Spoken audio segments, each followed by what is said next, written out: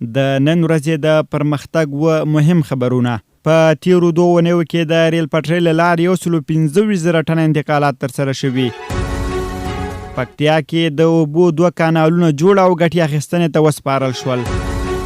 یو ایرانی شرکت د افغانستان پر قانونو پانګونې ته لیوالتیا ښودلې. په 8 میاشتو کې د 4 میلیونه ډالرو په ارزښت د پنجشیر زمرد پلورل شوي. بلخ کې د 3 میلیونه افغانیو په لګښت یو چک ډیم جوړ شوی.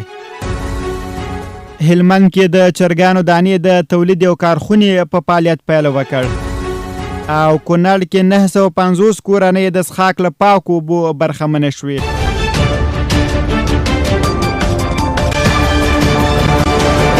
سلامونه، د انیس میډیا درنو کتونکو هرکلی درته وایو، ستړي مه شئ. که چېرته تاسو زموږ چینل ته نوي راغلي یاست او دغه چینل مو نوي سبسکرایب کړی، نو دغه چینل در سره ضرور سبسکرایب کړئ. په تیرو 2 اونیو کې د ریل پټرۍ له لارې 125,000 ټنه انتقالات شوي. د افغانستان د ریل پټرۍ ادارې خبر ورکړی چې په تیرو 2 اونیو کې د اورګاډي له لارې څه باندې 125,000 ټنه انتقالات ترسره شوي دي. یا د ادارې په خپره کړې خبرپاڼه کې ویلي چې په تیرو 2 اونیو کې 115,290 میټریک ټنه انتقالات د ریل پټرۍ له لارې ترسره شوي. د معلوماتو له مخې دغه لیږد رالېږد د حیرتان، اقینې او تورغونډۍ د ریل پټرۍ له لارې ترسره شوي دي.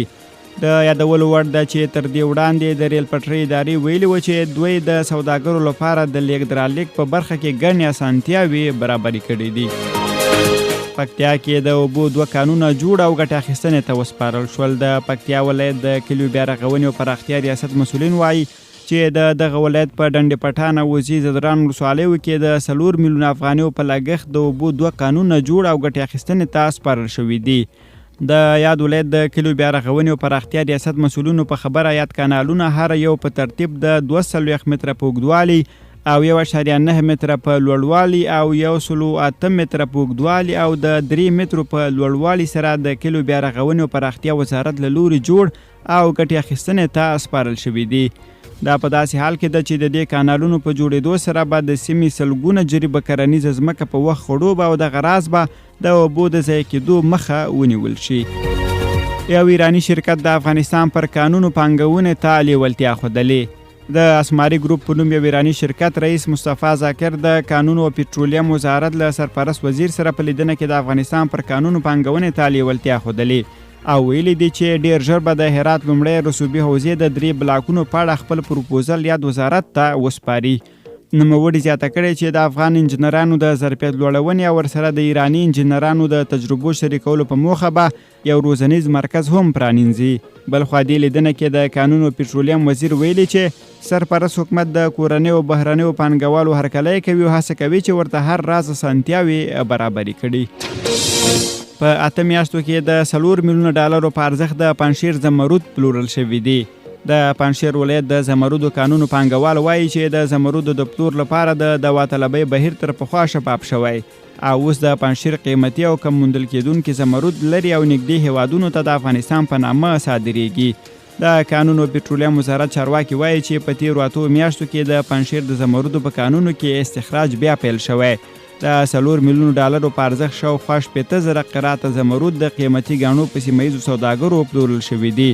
د چارواکو په خبره د دغه عاید 10 سلنه چې شاوخوا 400,000 ډالر کېږي د حکومت د ونډې په توګه د سرپرست حکومت خزانې ته اچول شوي دي. بلخ کې د 3 میلیونه افغانیو په لګښت یو چک ډیم جوړ شوی.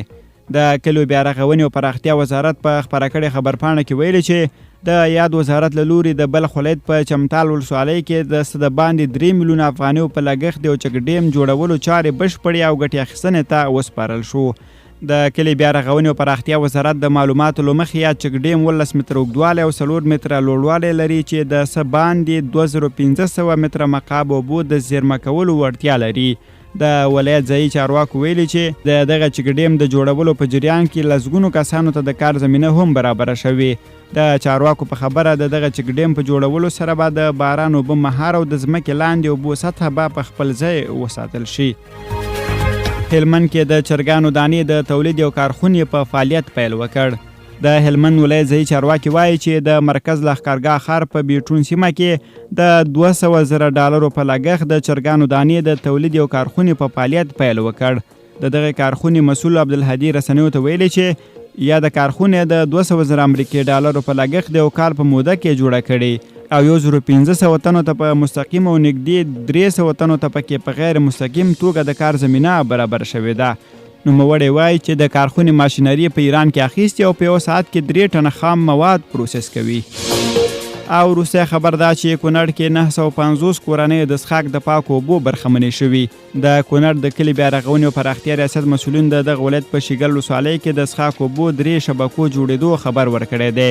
د IMCC موسسې مسؤل انجینر عبدالقادر روخان ویلي چې یا د شبکې د دغه موسسې په مالی ملاتړ د 168,000 امریکایي ډالرو په لګښت د شیګل ولسوالۍ په ساګي توحید آباد، شنګرشا او مونی کلیو کې جوړې شوې دي چې پکې د 3 ژورو ساګانو کیندل، د 3 زیرمو جوړېدل او 100 نله لیګو نښلول او 11 کیلومترو په اوږدوالي د پایپ غځول شامل دي چې پر مټې 950 کورنیو ته د څښاک اوبه برابرې شوې دي.